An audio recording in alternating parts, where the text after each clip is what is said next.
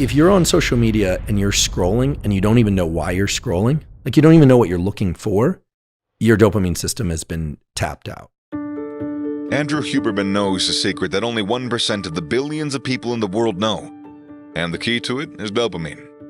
As much as one can get bright, natural, and if not natural, artificial light in your eyes early in the day, this sets in motion a huge number of different neurobiological and hormonal cascades that are good for you, reduces stress late at night, offsets cortisol, a million different things, really. Well, a lot of people say, okay, do I need to get into an ice bath? No, you need to get uncomfortably cold for 11 minutes a week.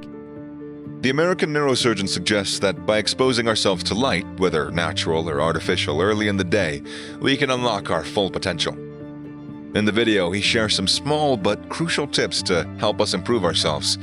What other secrets is he going to reveal? But now it seems everybody, including the elderly, understand that you need a combination of cardiovascular exercise and you need resistance training. I suggest people avoid layering dopamine. You know, you have one dopamine system that fortunately can be activated by a lot of different things. So for instance, I love the feeling of being completely rested, going into the gym or going for a run mid-morning after a cup of coffee, hydrating well, using the bathroom, listening to my favorite music on a sunny day. But that's a lot of things layering in for dopamine. And what happens is that if that becomes your hope and expectation, fine. But if that becomes your requirement for actually having a great run or workout, you're in trouble, because the next time it's not going to be that exciting and you're not going to be that motivated. You actually won't perform as well. Unlike email or reading an article online, social media is, you can scroll through 1,000 different or 100 different contexts within 5 minutes. And that's a big override for the brain. And then the rest of the world seems kind of boring. I know many people are curious as to whether or not caffeine can improve focus and concentration. And indeed, it can.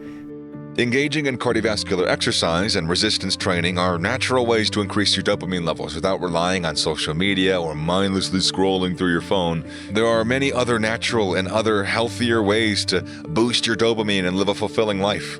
However, there is a potential danger that could cause you to waste a tremendous amount of time and negatively impact your brain chemistry. And that's not even the tip of the iceberg. There is an immense amount of data supporting the idea that caffeine, provided it's consumed in the appropriate dosages, can improve mental performance and physical performance, and it largely does that through improvements in focus and concentration. Regardless of what you've heard against it, there are many scientific facts that support Huberman's thesis about caffeine. There are also plenty of myths that the famous neurosurgeon can debunk today.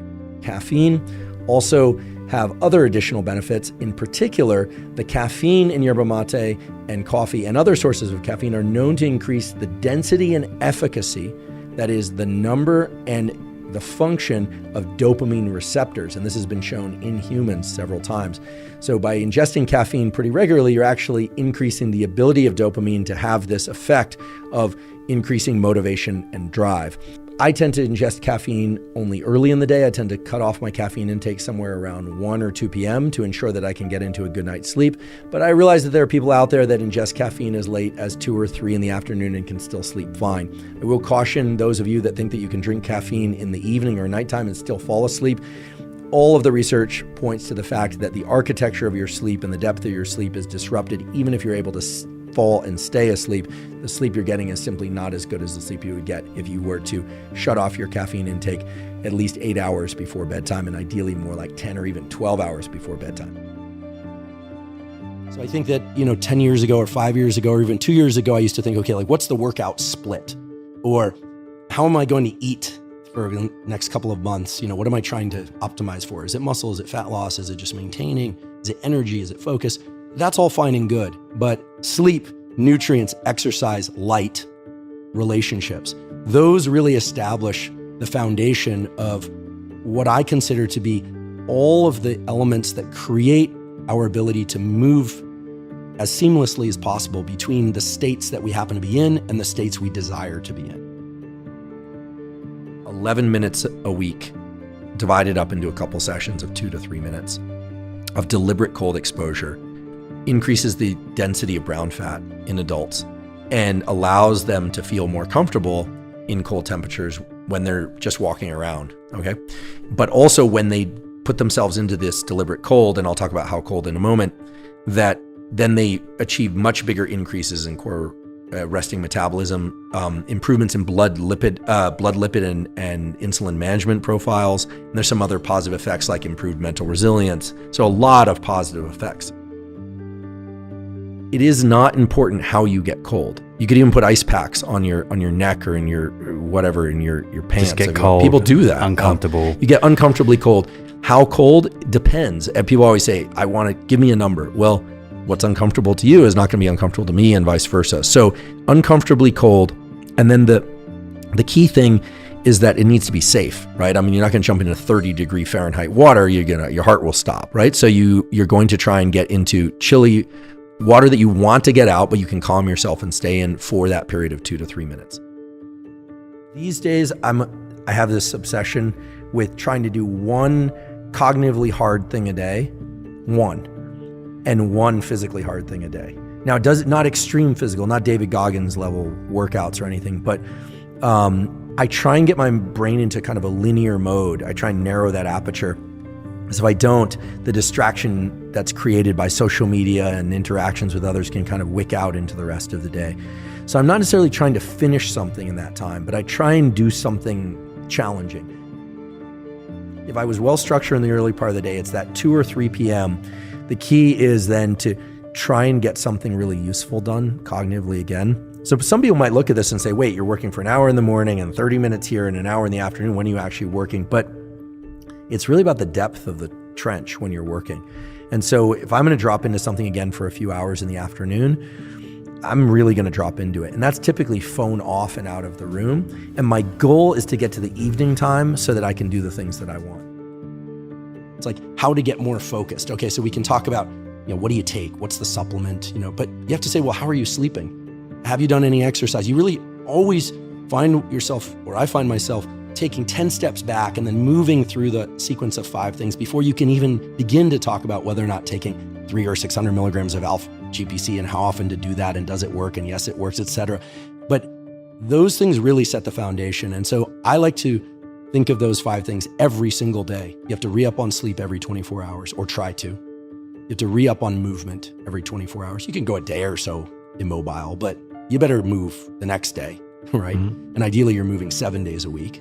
You need nutrients, even if they come from stored sources, even if you're going to fast. You're going to fast for a day or 2? Okay, fine. I've done that. I know you've done that. I would put hydration under nutrients too. Mm-hmm. So you can derive nutrients from stored fat, protein, etc., glycogen. You're going to need that every 24 hours. You're going to need sunlight, even if through cloud cover. And you're going to want to avoid bright artificial lights at night. Not every night, but most nights of your life. And then that relationships one is the one that maybe we can go into in a little bit more depth at some point, but it requires focus. It requires attention every 24 hours. Testosterone has some very interesting effects on the brain. The major mental effect of testosterone is it makes effort feel good. And the reason it does it is that the amygdala, this fear center in the brain, this anxiety center in the brain, has androgen receptors. It has testosterone receptors. And so the way this works in animals and in humans as well is that for most species, the males of that species never get a chance to mate. But if you think about animals with antlers, like rams, there's been a lot of research, believe it or not, on rams. They have to fight for the right to mate. Yes. And the fighting is a choice, right? And the decision to walk away is a choice usually. They usually don't kill each other, although I know some of the injuries can lead to death. So testosterone, these surges in testosterone that happen seasonally in certain species like rams or even these little hamsters, the males will rip each other's testicles off in order to fight for the right to mate. So males of a given species have to actually overcome the fear of pain and punishment. And the surge in testosterone is what causes the shift to the willingness to engage in battle.